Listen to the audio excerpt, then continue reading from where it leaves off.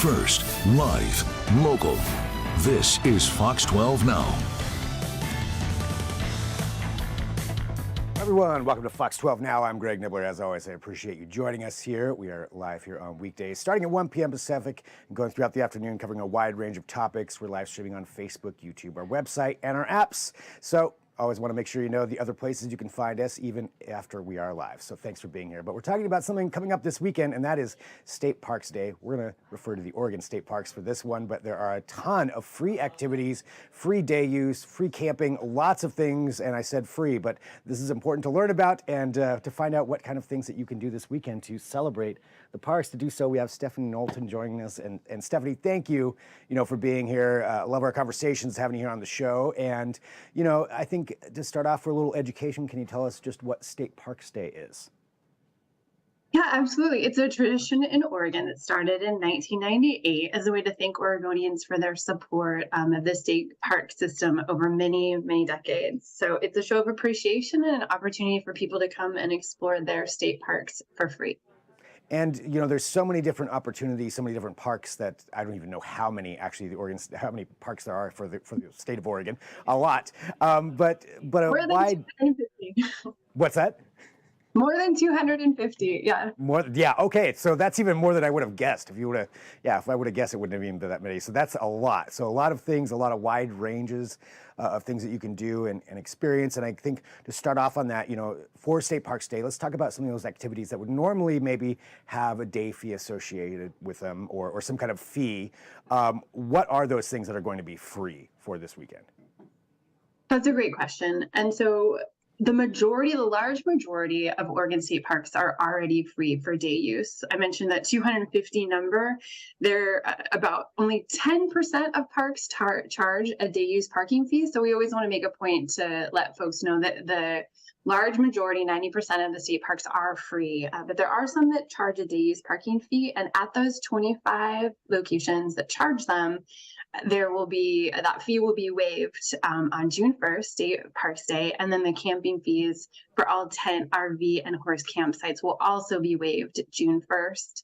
And in addition to that, we're also waiving the day use fees for free fishing days that are offered June 2nd, so that Sunday as well. Nice. So that's a lot of different things that go into that. I think maybe just a general question, since it is only 10%, for those ones that do have the day use, are those fees generally towards maintaining those specific parks and areas? A lot of those parks are some of our larger kind of signature parks, like Silver Falls, for example, is a good one to mention. And so those are some of the larger parks. And so there is quite a bit of activity and maintenance and upkeep. And so that we do have parking fees associated with those larger parks. And looking at it, for this weekend, for talking about these, what would you recommend for people who want to get out there and experience maybe one of these parks that they haven't been to before? Maybe it's a bigger one like Silver Falls. Maybe it's another one. What would you recommend what would you personally recommend for them to go check out? Well, it's really individual. So it's awesome to explore your nearby park. Like if you're in a large population center, there's some local favorites that are great to get out and explore. But in addition to that, we have some events that are happening that might be enticing for folks. And I'll mention a few of those, like at Milo MacGyver, for example, which is close to Portland residents. You can join a park ranger at the interpretive shelter for a plant identification scavenger hunt from 10 to 11. So that's a really fun way to get out and explore. And that park, even if you're familiar with it, it's a new way to have some additional understanding about what you're seeing in the natural environment. And then Silver Falls, which I also mentioned previously, they're going to have some information about emerald ash borer.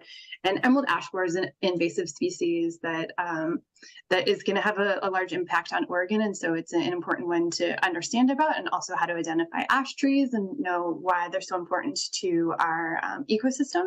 And so that'll be an interesting one to check out. The Cove Palisades, which is bit of a hike, but if you're in that area or traveling through, they have the Festival of the Land, which celebrates the diverse history, food, and culture of Central Oregon. And so they're going to have a farmer's market, a petting zoo, and then information booths about pollinators and fish and wildfire. So there's several really cool events that people can check out along the way.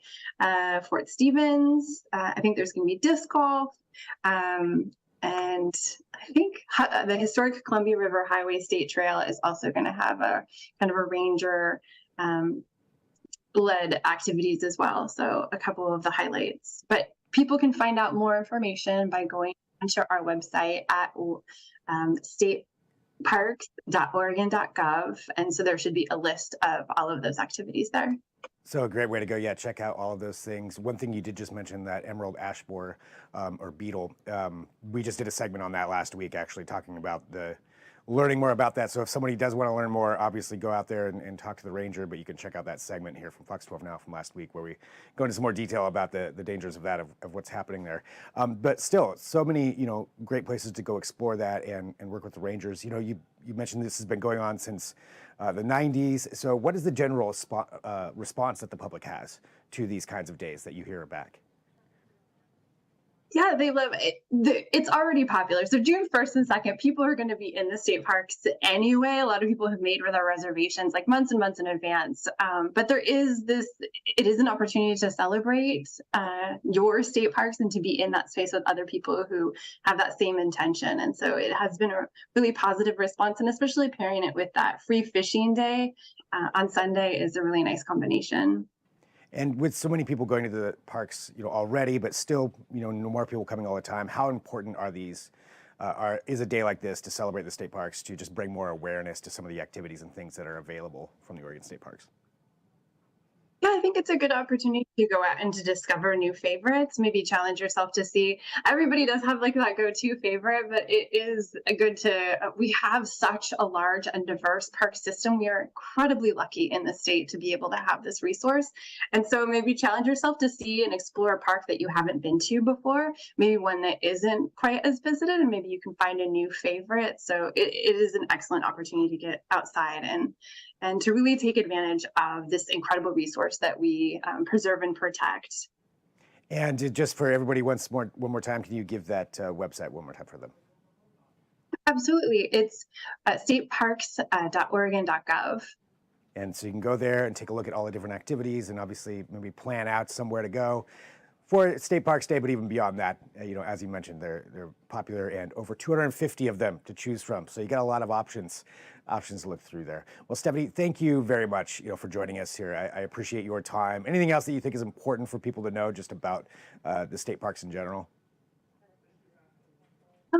That's a great question. And I think one thing that's important to note is because of that high visitation, it's really important to think about the stewardship. So when you're going into these spaces, be really mindful about following posted signage, really listening to rangers if they have something to share with you, being patient and courteous if there is a lot of visitation that day, just maybe taking a deep breath and understanding that they are a really popular and beloved place, and kind of approaching it with the patience and respect, that understanding that a lot of people love these spaces and want to come and enjoy them. Yeah, all great advice there. Yeah, patience and, don't, just take a breath if it is getting to be too much. And listen to the ranger. Always listen to the ranger. Yeah, listen to a ranger, take a breath. Yeah, always good advice.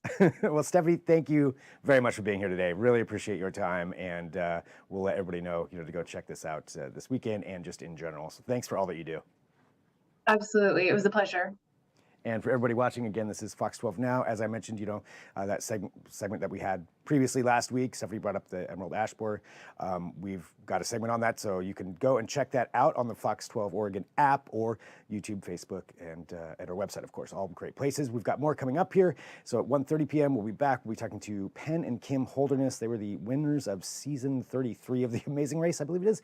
And they have a book out on ADHD and how they handle some of those things that happen in their family. So that's a lot I just threw in right there. You have to tune in at 1:30 to get the full story on that, but that's going to be happening on whatever platform you're watching me on now. So thank you for doing so. We'll sign off. We'll get ready for that. I'm Greg Nibbler. This is Fox 12 Now.